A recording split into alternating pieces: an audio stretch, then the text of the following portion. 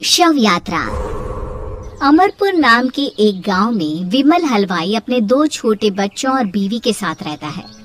विमल की पत्नी ज्योति भूत प्रेत जादू टोने में बहुत माना करती थी। इसका बिल्कुल विपरीत विमल इन चीजों को दकियानों से माना करता था। रोज की तरह विमल अपने मिठाई की दुकान जाने के लिए निकलने की हड़बड़ी में होता है। मैं निकलता हूँ ज्योति, देरी हो जाएगी, दुकान भी खोलनी है मुझे। अजी ध्यान से, आज अमावस्या है। रास्ते में कोई कपड़ा या कुछ भी गिरा हो तो उसे लांग मत दीजिएगा, बगल से चले जाइएगा। अरे ऐसे तो तुम मुझे पागल ही कर दोगी क्या?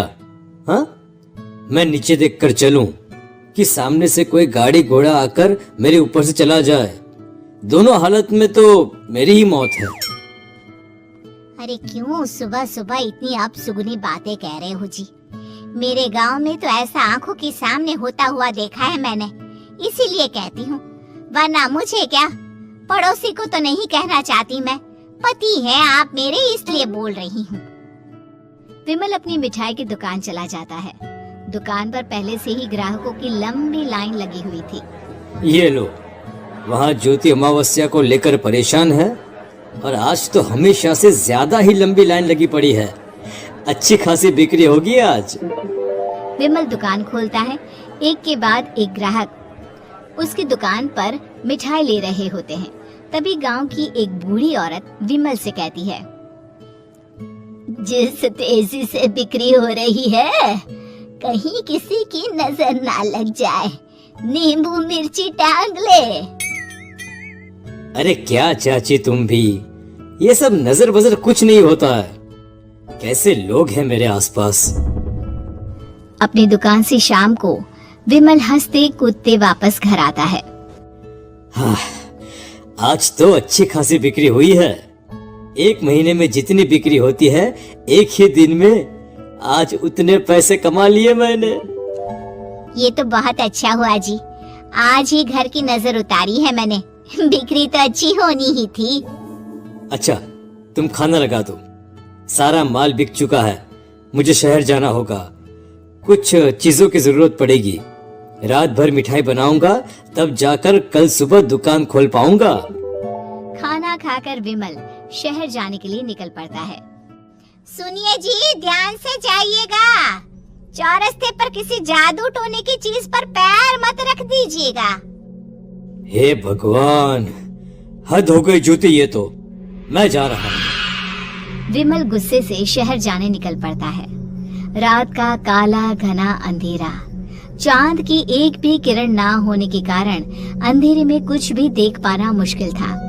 जंगल के बीच के एक अधकच्चे रास्ते से विमल जा रहा होता है। चारों तरफ गुफ अंधेरा और सन्नाटा सुनाई दे रहा था, और सुनाई दे रही थी विमल के पैर के नीचे आ रहे सूखे पत्तों की आवाजें।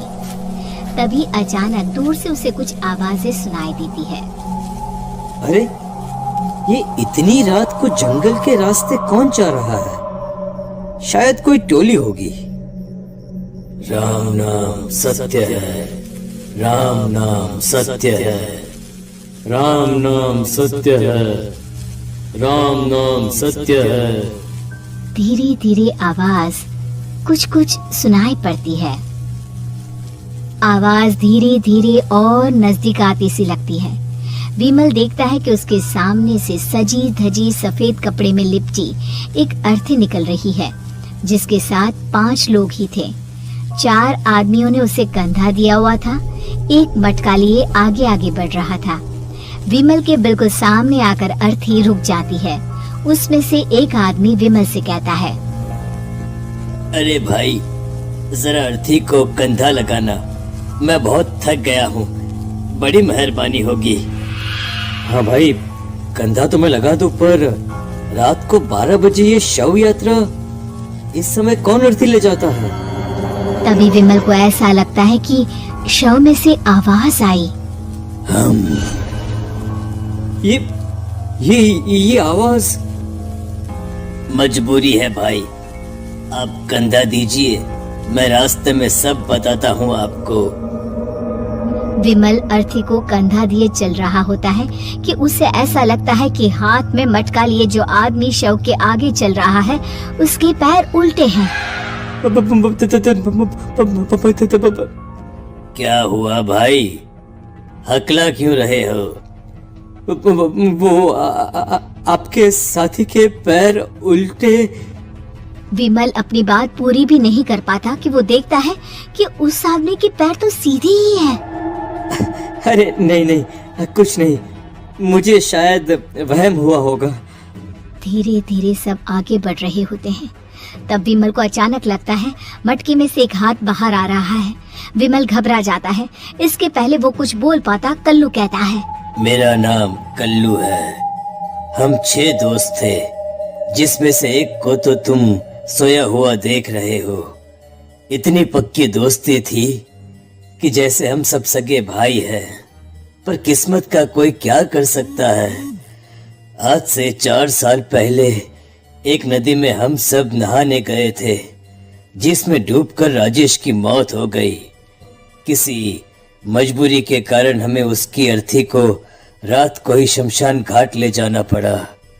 हम 5 उसे ले जा रहे थे। 4 साल पहले आप 5 में मैं कुछ समझा नहीं। मंकू अपनी गर्दन पीछे घुमाकर अपनी आंखें बड़ी बड़ी कर बीमल से कहता है, अरे भाई, पूरी कहानी खत्म होने दो, फिर बीच में बोल लेना, ठीक है? तभी रास्ते में एक हादसे में अपने दोस्त के साथ हम सभी मर गए। वो सामने देखो, हमारा दोस्त। बीमल सामने देखता है। उसे दिखता है कि एक ऐसा आदमी जिसका शरीर कई जन्मों से पानी के अंदर रहने के कारण सफेद पड़ गया है।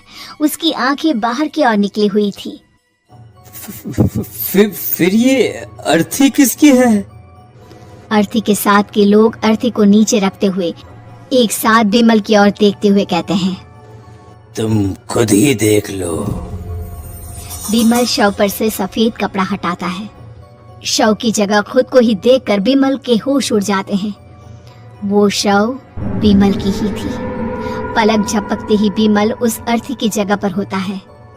6 के 6 दोस्त उसी तरह अर्थी को उठाकर चलने लग जाते हैं।